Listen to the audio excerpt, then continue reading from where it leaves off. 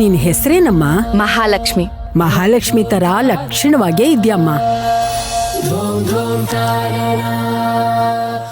ನೋಡ್ತಾ ಇರು, ನಿನ್ಗೆ ಶ್ರೀಹರಿ ಅಂತ ಗಂಡನೇ ಸಿಗ್ತಾನೆ.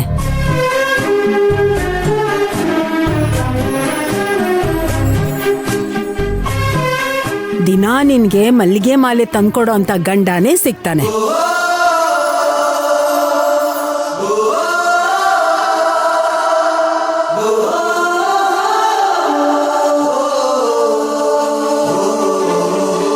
ಅಯ್ಯೋ ಅಜ್ಜಿ, ಅದೆಲ್ಲ ಮುಂದಿನ ಕತೆ ಬಿಡಿ.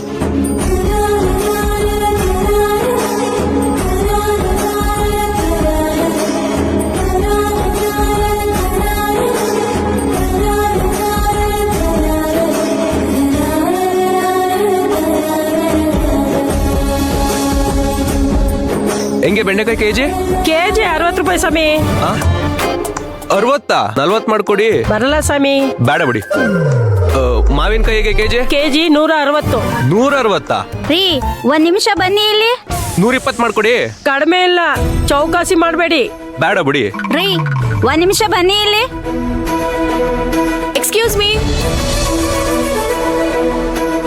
ನಾನಾ? ಹಾ, ನೀವೇ. ನಿಮ್ ಹೆಂಡತಿ ಕರಿತಿದ್ದಾರೆ. ಏನೋ ನನ್ನ ಹೆಂಡ್ತಿನ?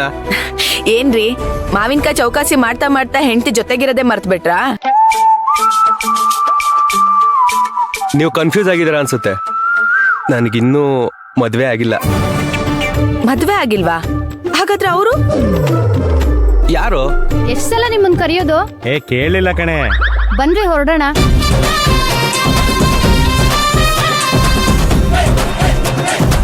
ಸಾರಿ, ನಿಮ್ ಕಡೆ ನೋಡ್ ಕರಿತಿರೋದ್ ನೋಡಿ ನೀವೇ ಅಂದ್ಕೊಂಡ್ಬಿಟ್ಟೆ.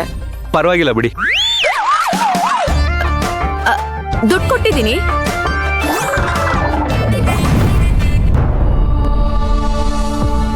ಇದ್ಯಾರೋ ಪರ್ಸ್ ಇಲ್ಲೇ ಬಿಟ್ಟೋಗ್ಬಿಟ್ಟಿದ್ದಾರೆ. ಈಗೊಂದು ಹುಡುಗಿ ಬಂದಿದ್ಲಲ್ಲ, ಅವಳ್ದು ಅನ್ಸುತ್ತೆ.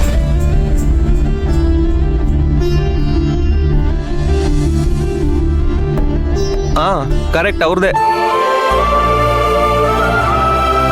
ಮೇಡಮ್, ಒಂದ್ ನಿಮಿಷ.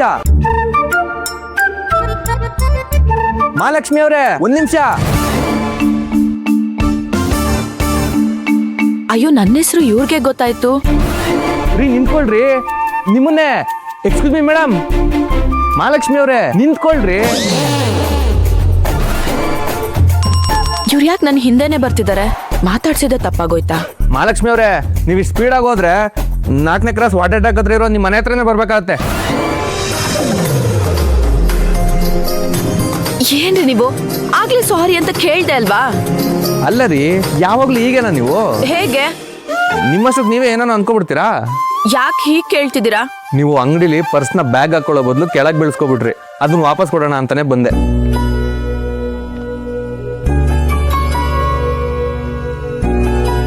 ಸಾರಿ, ನನಗೆ ಗೊತ್ತಾಗ್ಲಿಲ್ಲ. ಪರವಾಗಿಲ್ಲ, ತಗೊಳ್ಳಿ. ಮೊದ್ಲೇ ಈಗಿನ ಹುಡುಗರಿಗೆ ಒಳ್ಳೆ ಹೆಸರಿಲ್ಲ, ಮದ್ವೆ ಆಗೋಕೆ ಒಂದು ಹುಡುಗಿನೂ ಸಿಗಲ್ಲ. ಹಂಗಿರುವಾಗ ನೀವು ಹಿಂಗ್ ಬೀದಿಲ್ ರೇಗಾಡ್ಬಿಟ್ರಿ ಹೆಂಗೆ ಮೇಡಮ್? ನಿಮ್ ಪರ್ಸ್ನ ನಿಮಗೆ ವಾಪಸ್ ಕೊಡಕ್ ಬಂದ್ರೆ ನನ್ ಮೇಲೆ ರೇಗ್ತಿರಲ್ಲ ಮೇಡಮ್. ಅಯ್ಯಯ್ಯೋ, ನಾನ್ ಯಾಕೆ ನಿಮ್ಮೇಲೆ ರೇಗ್ಲಿ? ನಿಮ್ಗೆ ಇಷ್ಟೊಂದು ಒಳ್ಳೆ ಗುಣ ಇದೆ ಅಂದ್ಮೇಲೆ ನಿಮ್ಗೆ ಒಳ್ಳೆ ಹುಡುಗಿನೇ ಸಿಗ್ತಾಳೆ ಬಿಡಿ. ನಿಮ್ ಬಾಯಿಗೆ ಸಕ್ಕರೆ ಬೀಳ್ಲಿ. ನಾಳೆ ನಾನೊಂದು ಹುಡುಗಿ ನೋಡಕ್ ಹೋಗ್ತಾ ಇದ್ದೀನಿ. ಅದು ಓಕೆ ಆಗುತ್ತಾ, ನಾಟ್ ಓಕೆ ಆಗುತ್ತಾ? ಅಯ್ಯೋ, ಯಾಕೆ ಓಕೆ ಆಗಲ್ಲ? ನಾನು ಹೇಳ್ತಾ ಇದ್ದೀನಿ, ನಿಮ್ಗೆ ಒಳ್ಳೆ ಹುಡುಗಿನೇ ಸಿಗ್ತಾಳೆ. ಲೇಟ್ ಆಗಿ ಸಿಕ್ಕಿದ್ರು ಲೇಟೆಸ್ಟ್ ಆಗೇ ಸಿಗ್ತಾಳೆ. ನೋಡ್ತಾ ಇರಿ. Thank you.